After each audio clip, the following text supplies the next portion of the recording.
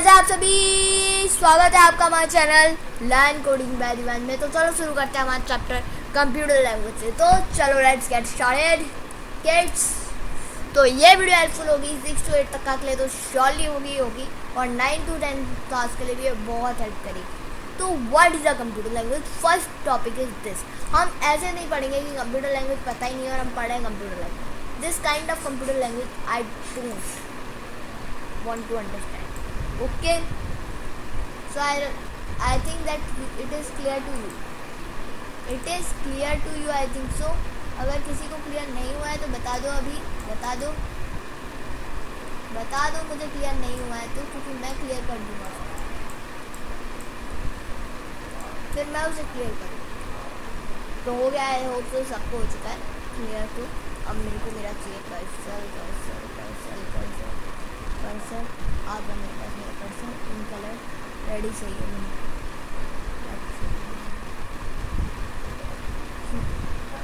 तो चलो मैं स्टार्ट करता हूँ। तो कंप्यूटर लैंग्वेज होती क्या है? Computer language can be defined as a set of instruction that computer can understand and follow. ऐसी लैंग्वेज जो कंप्यूटर समझ सकता हो और उसे अंडरस्टैंड कर सकता हो और फॉलो कर।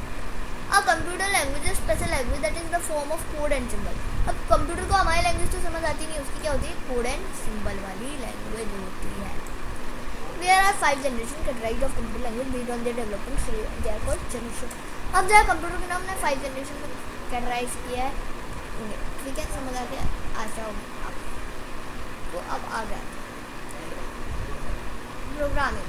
तो we can classify into 2 parts programming में, low level and high level. तो लो लेवल में क्या आता है? फर्स्ट जनरेशन और सेकंड जनरेशन। लो लेवल में क्या आता है? फर्स्ट जनरेशन और सेकंड जनरेशन। मैंने इनके आगे से डैश बना दिया है।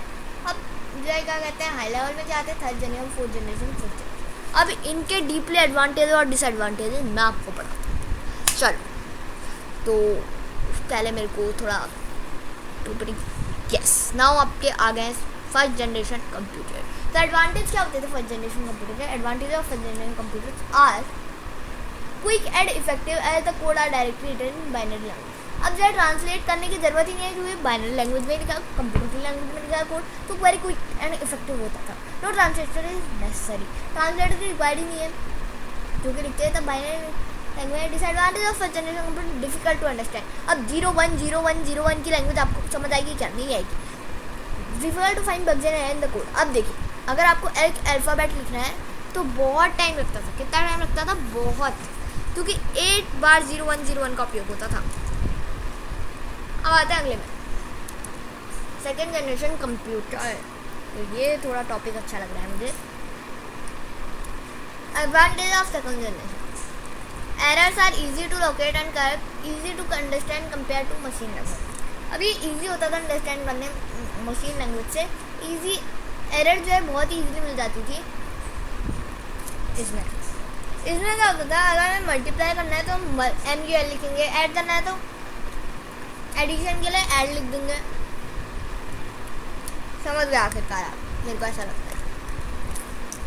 अब इसमें क्या था? ट्रांसलेटर था इसके लिए, तो रिक्वायर्ड जिसके डिसएडवांटेज।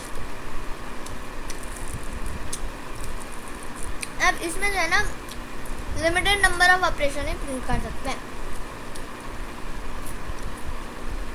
ऐसा नहीं है कि आप सारे ऑपरेशन प्रिंट करें।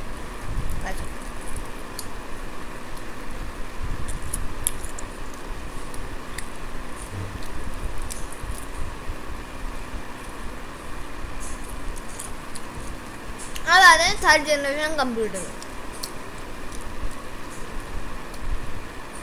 अच्छा, मैं पाइथन का डाउट लोगों का क्लियर करना हूँ। हम पाइथन का हाई लेवल प्रोग्रामिंग लैंग्वेज है, क्यों कहते हैं?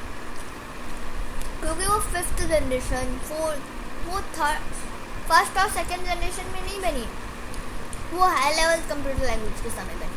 तो हाई लेवल लैंग्वेज। आज आपका डाउट भी क्लियर हो गया। अब आते हैं अगले टॉपिक में, थर्ड जनरेशन ऑफ कंप्यूटर। अच्छा, आपको एक चीज़ पता है कि अभी एक न्यू लैंग्वेज भी आई है, रस्ट नाम की। बहुत पहले आ गई थी, मार्च में आई थी, आई थिंक सो मार्च में आई थी, अप्रैल में आई थी।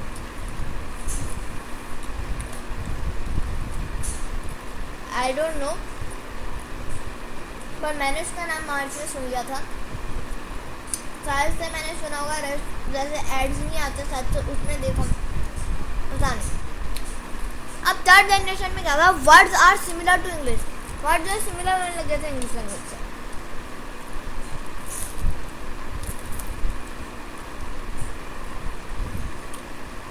ईजी टू अंडरस्टैंड, कोड को ईजी करना, अंडरस्टैंड करना बहुत ही ईजी हो गया। डिसएडवांटेज क्या था, हमें कंपाइलर और इंटरप्रेटर चाहिए था, और हर कंप्यूटर के कंपाइलर अलग होते हैं, ये डिसएडवांटेज थे बस इसके। अब फोर्थ जनरेशन में क्या था, the creation of appliance take less time, बहुत ही ईजी हो रहा, बहुत कम टाइम लेते थे एप्लीकेशन बनाने में। These languages are simple and easy to understand and learn. Disadvantage क्या थी इनकी कि ये बहुत ही वीक थे, नॉट वेरी फ्लेक्सिबल, इतने फ्लेक्सिबल नहीं थे। आशा आपको समझ आ रही होगी।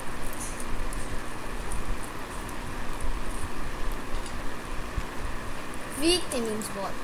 और आते फिफ्थ जनरेशन कंप्यूटर में, they are easier to repair, parallel processor technology improve. अब जब टेक्नोलॉजी तो इम्प्रूव हुई थी और ईजियर थे। Fear of unemployment due to AI replacing job. अब जो है अगर हमें जॉब्स बहुत ही ख़त्म हो रही है, अनएम्प्लॉयमेंट हो रही है, क्योंकि AI बहुत सारे काम कर दे रही है, इसलिए। Potential fifth generation computer can be use for spying on people. अब ये जासूसी बहुत जल्दी कर लेंगे पीपलों की, अब जो हैकिंग भी बहुत इजी हो जाएगी। अगर किसी को आपकी बैंक अकाउंट डिटेल चाहिए तो वो AI की मदद से बहुत ही जल्दी कर लेगा, क्योंकि जो आप लिखते हैं वो इंटरनेट में डाटा कहीं ना कहीं स्टोर होता है।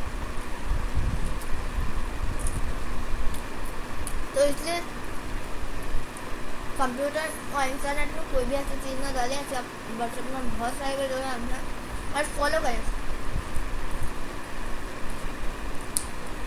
तो like, subscribe, share and comment if you like this video. तो इसका पार्ट 2 भी आएगा जिसमें सुपर कंप्यूटर, वर्क स्टेशन, वो सब मैं आपको समझाऊंगा। तो तब तक करके बाय बाय, मिलते हैं हम अपनी अगली वीडियो में।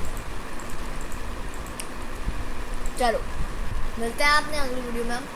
चलो बाय बाय, तब तक करते हैं। और मैं आपको बता दूं कि